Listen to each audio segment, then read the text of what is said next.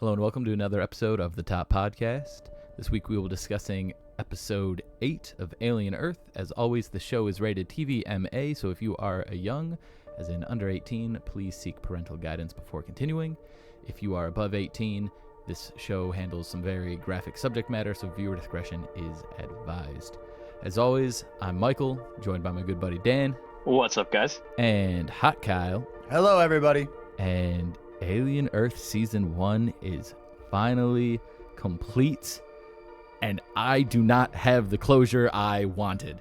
I am so pissed. I am not happy, okay? I mean, look, it was all great. But we got no closure at all, and that really frustrates the shit out of me. I'm not going to lie. It's okay. Personally, it's a double-edged sword, because, like, it was all really good, and I love everywhere that it's going, but, I really like when stories wrap up a bit, and despite us having climactic moments for every single character, I feel like nothing wrapped up at all, and instead we have only opened up, for every door that closed, we have opened up a million more, and I'm just gonna be like anxious for the next year thinking about this until we get another season. Yeah, I mean, honestly, guys, like when I saw that the runtime was 48 minutes before I even started the episode, I'm like, there's no way. There is absolutely no way they could wrap all this up in 48 minutes. And they haven't confirmed a season 2 yet, but with how successful this show has been, I feel like it's going to happen, but it's still disappointing to leave all this completely wide open. I mean, like you were saying, Kyle, I don't think anything was really resolved in this episode yet. And it's going to be a good setup heading into the next season. But it's just how the cards fall, I guess, sometimes in TV, you know? It almost feels like we were saying for episode after episode after episode, okay, it's finally going to happen. It's finally going to happen. It feels like next season it's finally going to happen, you know? And the frustrating part is, it just, the whole time it kind of felt like a 10-episode run. Yeah. And it feels like they could wrap it all so nicely and put on a bow on the whole thing if we just had 2 more episodes, but we don't. And I'm scared because maybe they already know what they're going to do, and maybe they need a whole second season to do it. I want to trust Noah Hawley, but it also kind of feels like maybe you just give me an Alien Earth movie to put a bow on this, and then it can be perfect, and I don't have to stress about it anymore. It's interesting, right? Because like we're dealing with a lot of really big ideas in the Alien universe. There's so much happening that is kind of changing the entire lore of this franchise that we know so well. So it makes sense that they would do further seasons to keep exploring these ideas and seeing the impact of what these characters are doing. But what always scares me with shows that push beyond season 1 is like you never know how many seasons you're going to get before you get canceled. And so often a show will be out that you love and it'll get canceled before they actually properly wrap things up. And it's like, okay, are we just going to endlessly do Alien Earth until somebody else decides it's done? Or is there a plan to do like a 3-season arc? Because if there is, we haven't been told anything, right? Like Dan just said, we have not been confirmed for season 2. So we're kind of sitting here in limbo wondering what the plan is. And that's what drives me crazy. I need closure on this. And if we do 2 seasons only for it to get canceled, that's going to drive me crazy. With a parent company being Disney also, who's no stranger to pulling plugs on TV shows for absolutely no reason. Like, yeah, totally warranted to be concerned about this. How about we get into the episode? It starts off with Sylvia, the scientist at the gravestone, and my least favorite thing, Kyle, that they do in the Alien series is Alien stands and looks at person just long enough for that person to run or for the plot to happen. Yeah. Oh yeah. Stands up, stairs are down. It almost looked like the alien got shot too. And it almost looked like it was bulletproof. Did you see that? When the bolts went off, it looked like it got hit, but we didn't get any acid spray or anything like that either. I mean, ultimately, I think it was fine for the plot's sake, but as you said, whether an alien immediately kills you from the shadows or stands behind you menacingly is completely determined by the plot at stake.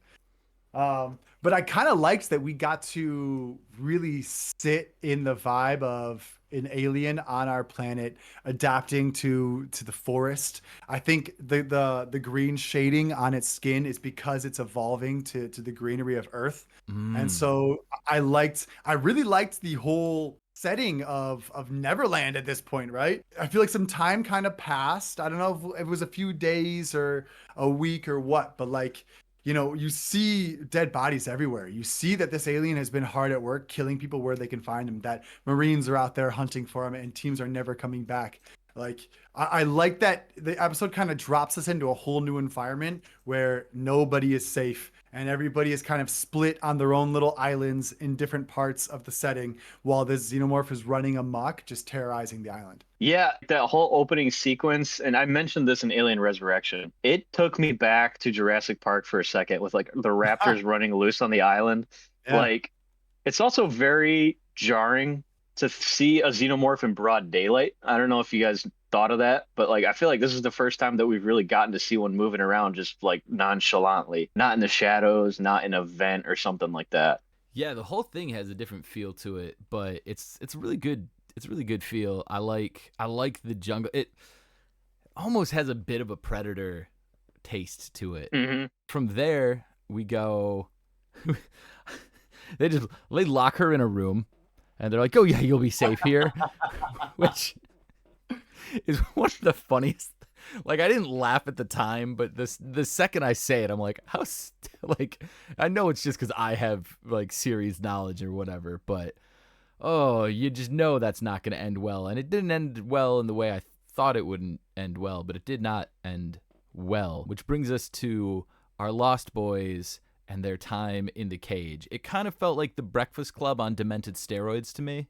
I do like that immediately they address that the cage will not hold them. Like they kind of make that a point immediately. Mhm. And I liked that the kids slowly, you know, it was more of a mental cage than anything. As soon as the kids wanted to get out, there is a large number of ways they can just break out of that cage. But I felt that was almost reminiscent of the situation these kids have been in the entire season.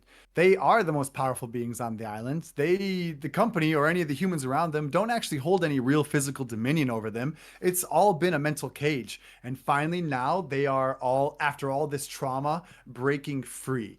And so I'm very excited about, you know, even though we didn't get closure, I'm glad that all of the arcs that these kids have are now building to something bigger. You know, I like what you're saying about the Breakfast Club, a demented Breakfast Club, like having all these traumatized synthetic kids just sitting in the jail cell. Finally, for the first time in a while, we get to see all the kids back in one room just talking it out.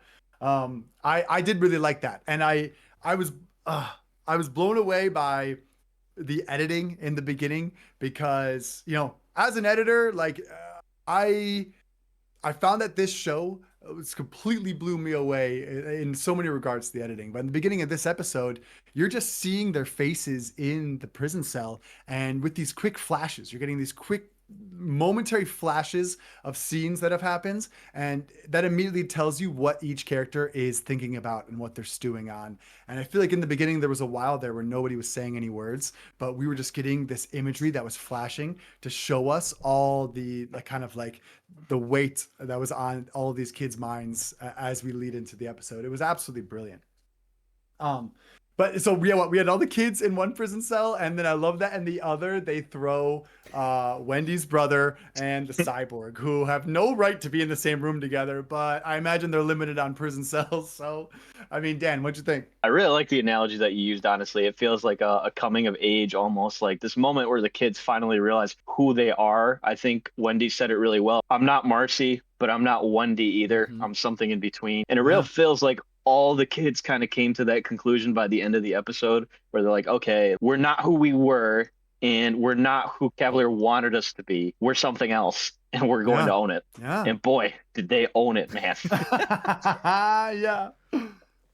My favorite one out of the bunch, I think, is Nibs because she lost her freaking mind, but she found a way to focus that insanity in a way that's just terrifying. And then the other cell, like you were saying, pretty comical that they ended up that way. And I totally forgot that they had met before, if I'm honest. They did meet in episode 2 or 3, correct? Episode 2. Oh, yeah. Yeah. So there was a bit of a full circle moment there where they see each other again. And, interesting to see that Hermit doesn't hold any real animosity. Like he still is trying to help Moral right off the bat. I think that just kind of speaks to the person that he is. Yeah, Mike, what are your thoughts? First of all, I am sad that Moro didn't keep the metal boxing glove on for the whole episode. I was actually really excited to see him fight Kirsch with just this metal block strapped to his arm, but that's neither here nor there. I really enjoyed watching Wendy just really come into her own with technology manipulation. She's I think she's bordering on overpowered. We're gonna need some kind of way to either make her. She needs to either be like the primary villain of the next season, or we need to nerf her a little bit because I don't like my my protagonist to be this powerful. But for the sake of the episode, it was awesome, and so I really enjoyed just the brutality of the escape sequence, and then watching them each go their separate ways. I also really, really enjoyed the self-destructing elevator. I thought that was just oh yeah, like it happened. And I was like, hold on, what kind of place is this that has self-destruct built into the elevator? This makes no sense. And it cuts to the kids just counting down, and I just about lost it. It was so good. Yeah, I agree with you that like we really got to see the evolution of Wendy into her final form in this episode. And as we've addressed, she is the ultimate trifecta of the alien universe. Part human, part synthetic, and now kind of part xenomorph. Like, and she is a little all powerful. And I do see what you mean about her being overpowered, but because she is, kind of an innocent child, so to speak, a child slowly losing her innocence. I like where this could go because of her naivety, because there's so many ways to see how she could misunderstand what is best with that power and use it in the wrong ways in the time to come. But I mean, come on, to see her open up the cage at the end and face Boy Cavalier, it was great to see like that comeuppance, to see him finally lose all of his power. She's got both xenomorphs on her side for the finale as well. And that baby has been a baby longer than any other xenomorph I've ever seen. It's the anti-Romulus xenomorph. Yes. Yes, exactly. I mean, that thing, I was like, hold on, that thing should be a fully grown adult as of 20 minutes later. And no, we're a couple episodes deep and this thing's still a baby. Adorable, but I'm wondering where that's going to go as well. Because, I liked that there was almost this like motherly vibe between the two xenomorphs, the bigger one and the smaller one. And so, I don't know, it's very exciting to see like all the power that these kids have. They've taken it from all these people, but the world is going to be against them. Weyland-Yutani is going to be against them. And like, yes, she's all powerful, but what does that really mean in the scope of like this long established evil corporate world? Changing gears a little bit, how about the reveal on that last monster? Because, dude, that scene where they went into the lab with all the guns and we're just walking around and you see it crawl against the back of the wall, I literally audibly said, what the fuck is that?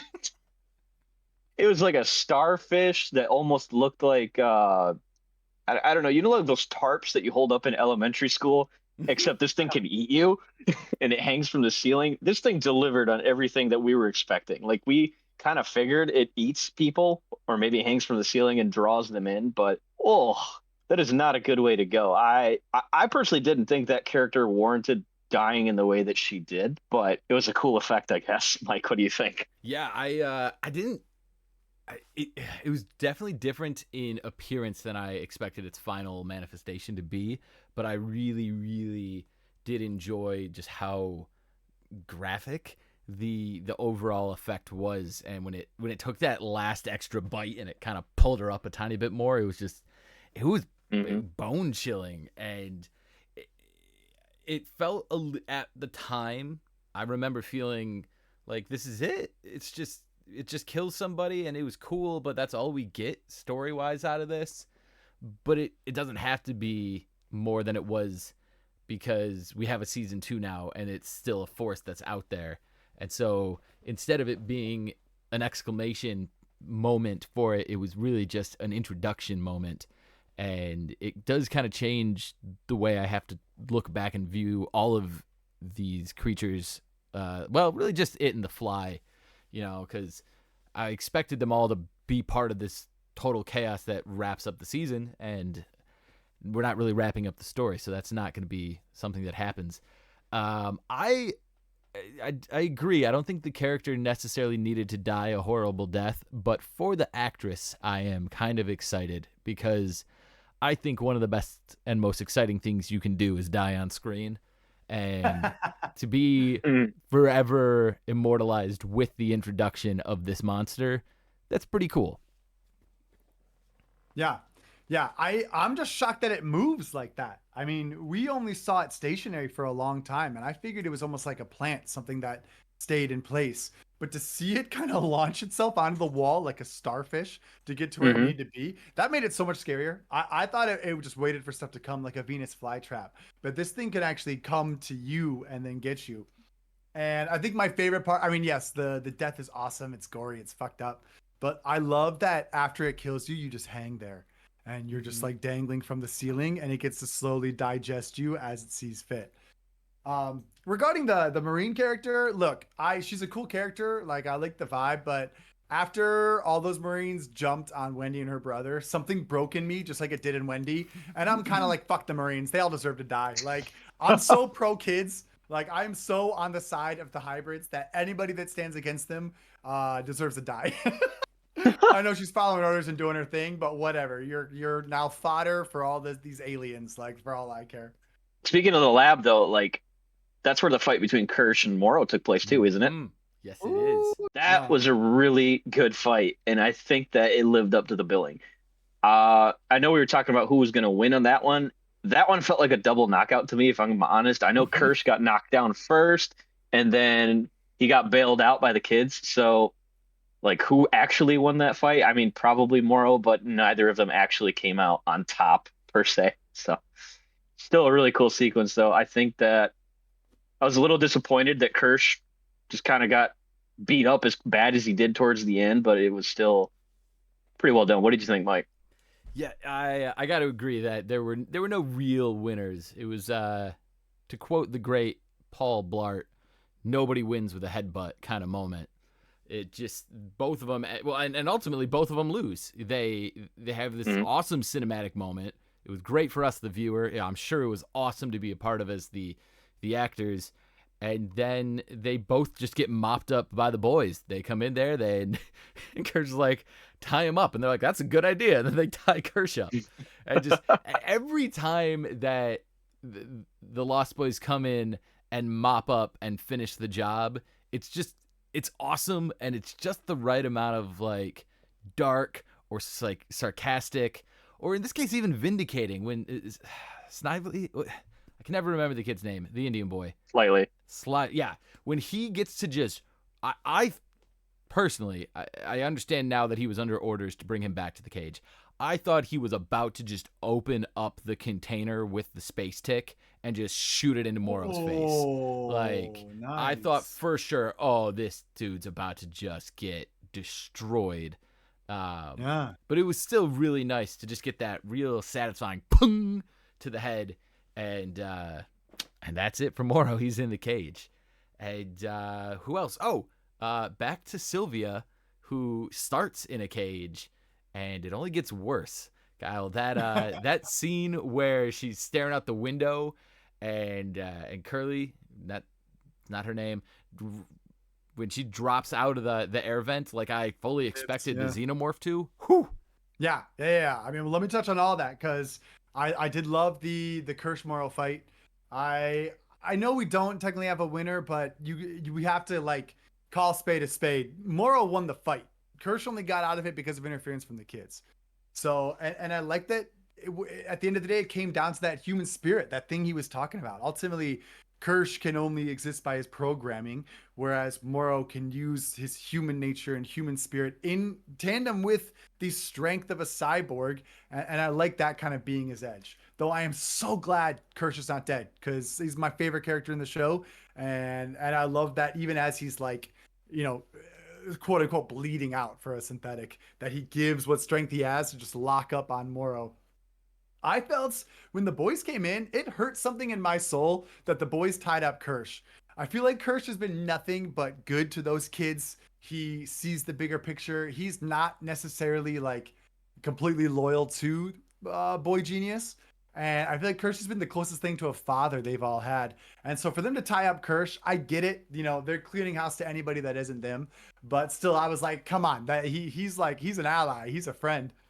Well, Um, and ultimately, though, one of the defining features of children is that they cannot recognize and appreciate that adults can see the bigger picture and are trying to help them steer into that. So it's very True. ultimately in line with the character of these part children to not appreciate what Kirsch is doing for them. Well, and I even wondered if the boys held a little bit of resentment for Kirsch also allowing what happens to, the guy who got impregnated by the face hugger. Mhm. Like Kirsch enabled that big time. Arthur, yeah. Kirsch enabled the death of Arthur big time. And I was wondering if they were also kind of like holding some of that animosity because, the kids got the short end of the stick in that whole interaction, and Kirsch and Morrow kind of used them like pawns. So I get why they'd be pissed at both of them. I'm with you that I thought they were going to put Mr. Morrow like in a cage with, I thought Mr. Morrow was going to be the one to get eaten by the ceiling hanging thing because I thought they were just going to leave him in the cage to see what happened. I thought that would have been a great death. But yeah, I get it. We're saving all the characters for season 2. I understand. That being said, Sylvia, as you were talking about, yes, her getting grabbed by Nibs was awesome. I mean, it was just awesome to see the kids. We talked about Wendy coming into her power, but feels like all the kids kind of stepped it up to take control and bring in everybody. Yeah, speaking of Sylvia, I think we need to address her husband here because all of a sudden he's technically a character again through the eyeball. And honestly, that was a surprise to me. I wasn't expecting that. I was expecting like the guy who cleans the mold or something stupid like that before the eyeball went and shows Arthur laying on the beach like several miles away. Right. But I think this is really interesting, though, because it actually links back to something we were talking about earlier on the pod. What happens when the eyeball selects somebody who's of high intellect? And Arthur might be dead, but this dude had 5 degrees when he wasn't dead. So he's probably smart.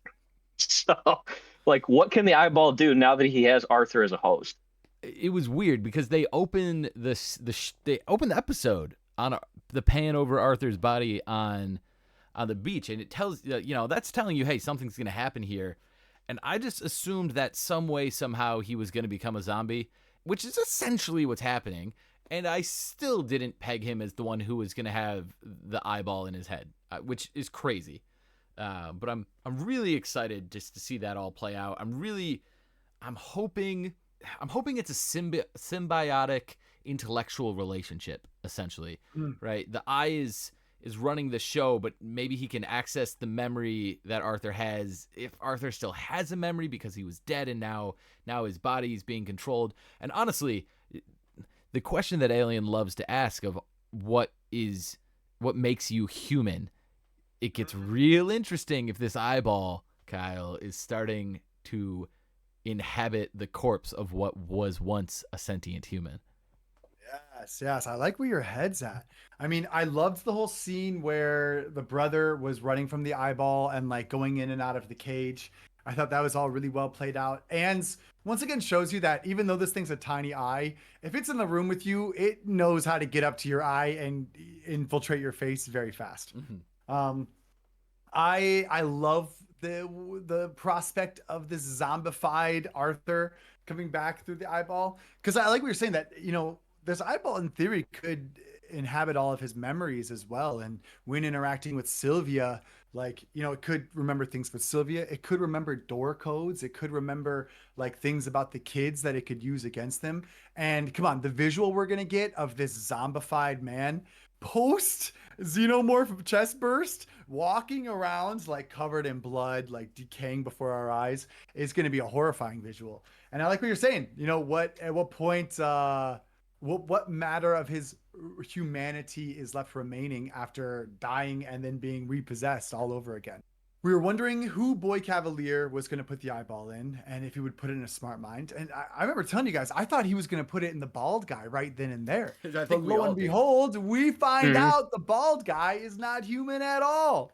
What a great twist.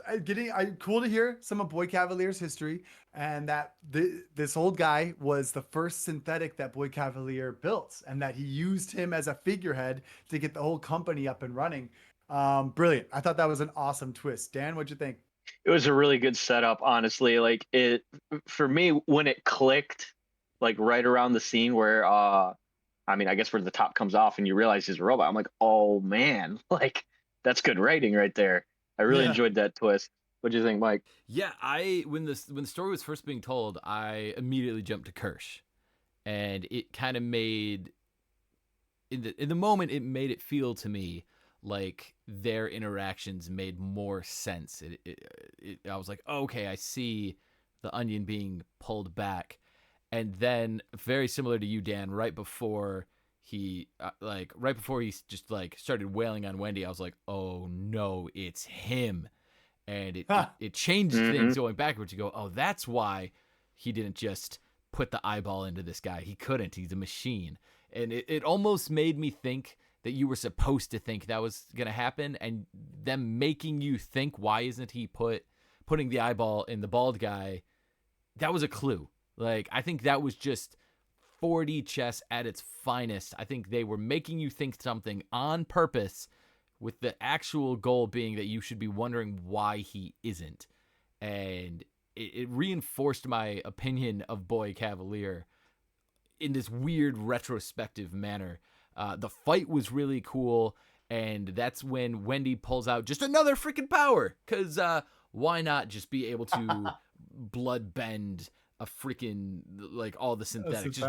And how super good, broken. Kyle, how good when he's just sitting there and he can't move, but his eyes are just yeah. Well, come on, you grow to hate this guy from what he says to the brother. Even, whatever you feel about the brother, or like Wendy's future and stuff, for him to kind of like lay out how his disgusting deal of like, well, look, you either work for us for the rest of your life, or we bill you for the rest of your life and you pay for us. Like, for him to so effortlessly like be that evil, to find out he's a robot makes a ton of sense. But then to see him frozen in his own body, completely at the mercy of Wendy, it was just great. It's such a great, like, bad thing for a villain to have to go through. But once again, like, this really puts Wendy in the most powerful position on the fucking planet. She can now control the aliens. She can now control the synthetics. She is the most powerful person, like, on the islands, let alone the planet. And it makes me wonder, like, what's kind of sway that will allow her to hold in the future seasons. Because, I mean, so we end this episode with Weyland-Yutani coming in. We, all the kids are finally in charge. I love this jail cell that's in the big finale that has all of our, prodigy employee characters trapped all at once. I mean, the framing in that was great with the Boy Cavalier arms spread out, and Kirsch, she's like up high, and Cynthia's down low. Like, all the framing was freaking awesome. And everything's coming in toward them. And so, I mean, I want to ask you guys, with everybody's arcs and where we ended this show, like, and Wendy being all powerful now, where do you think it's going to go next? Where do you think the show is headed? Well, I think that Boy Cavalier really underestimated his creations, and I think he got humbled a little bit on the island. I am hopeful that this can somehow lead to some kind of reevaluation of the way he looks at things.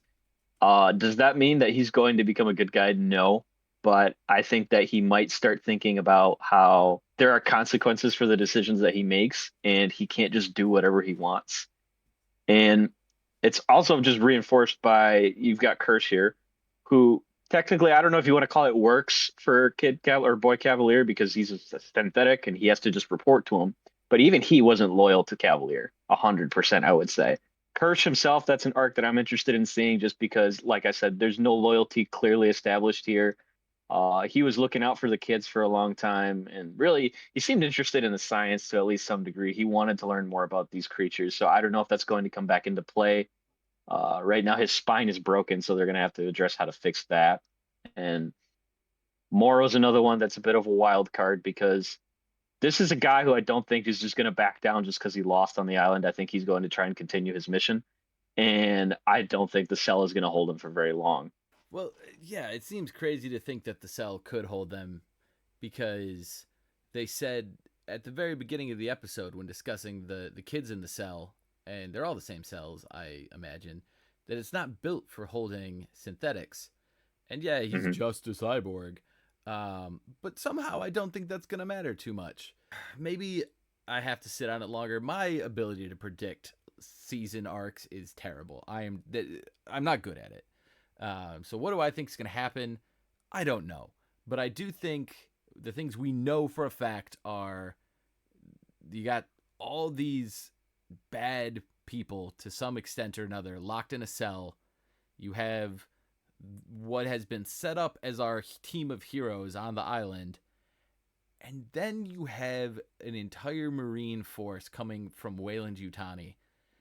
And I got to imagine, at the very least, the absolute chaos that will ensue from that attack is going to spring the people we have locked in the cell, very much like I expected the attack to come at around the end of episode 6 mark and spring all the creatures that were in the cells. So I think that the concept is still in play, but who is locked up has changed.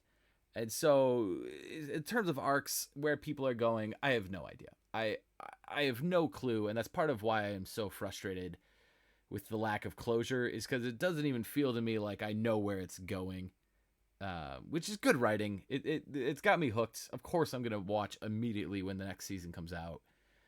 But, yeah, I have no clue. I am just lost in the fog, man. Kyle, what do you got? Oh, you know I got ideas. Okay, so my personal thoughts are I love that everybody has been, because they're so equalized in the prison cell, everybody's arc can go in any direction. And so my first big thing is I think Mr. Morrow will be betrayed by Weyland-Yutani, but I think they won't care to save him. They only want to get the specimens, and which could lead to a change of heart for that character. I think it'd be a lot of fun to see Mr. Morrow switch sides, especially if Boy Cavalier offers him a better deal. Wendy's got all this power, and I'm wondering if she's going to try to take control of Weyland-Yutani, and take control of Prodigy and almost run Prodigy herself, even if she has to use Boy Cavalier as a figurehead or something. But ultimately, I don't know. My big thing is, like, I think all these new troops are going to be swarming the island, and I think to fight back, she's going to let all the creatures go in order to fight them, and that leads to all these things getting loose on the island. Some, staying close to the base, whereas others can get out into nature. And I still think we are headed for this island becoming a place where all these aliens are running free, while these children are just like fighting for their own freedom. I'm really surprised that Boy Cavalier survived this long, but I think we are going to see him spiral big time just because he's kind of losing everything before his eyes. I really wonder if we might see him try to get put into a synthetic body. There was a moment where he was like, I can't remember what the moment, what he was talking about, but I remember thinking that, like, he was very envious of what he gave these children, that, like, maybe he wanted that same kind of immortality because he'd be able to think so much bigger. And we've got Isaac's body just sitting there. I don't think we're done with Isaac as a character, as an actor. And I'm wondering if not Boy Cavalier, then who might we try to upload into Isaac's body? Should they be mortally wounded? Because that's another great visual. If somebody is like dying and we need to upload their body, well, his face is half melted off, and that's something that's also pretty fucking scary to look at. I mean, not somebody who's dying, but Morrow. He's already somebody that's expressed interest in being a synth like multiple times in this show. I feel like there's a layup right there with the right conversation with Boy Cavalier and be like, hey, like, if this thing's just sitting there, Wow. I don't know. I think that could potentially work. Could even be your better offer. Yeah, I was just thinking that. Yeah. But just keep in mind, they said, the older you are, the harder it damages your brain. And so whoever it is, though, I think would have to go down their own kind of a psychopathic arc in season 2 as they lose their mind to being now synthetic. What if it's Arthur? Oh, man. He's already gone, though. I don't think that should make sense. I'm just saying. What's the worst that could happen? They try it. Oh, sure. What if we put a ghost into a synthetic? So I do also want to ask, as a kind of a wrap up for the season as a whole, who were your favorite character? I would have to say, like, it was really hard for me to pick just one, but, like, I really just keep going back to Kirsch. He was so well written, in my opinion, and he kept me on my toes the whole season, honestly. Like, you couldn't really figure out what was going on in his head. And there were several points in the story where you're like, oh, wow, this guy is, like, not doing what I thought he was doing, especially, like, when he was helping the kids get Arthur to the beach. And then just, I don't know, he's freaking cool, this dude. There wasn't any time I was really disappointed and said, wow, I can't believe he did that. Or, oh, man, I wish he would have done something different. I really enjoyed him in this show. Yeah, Kirsch is a crazy good answer. For me, I think I got to give the edge to Morrow.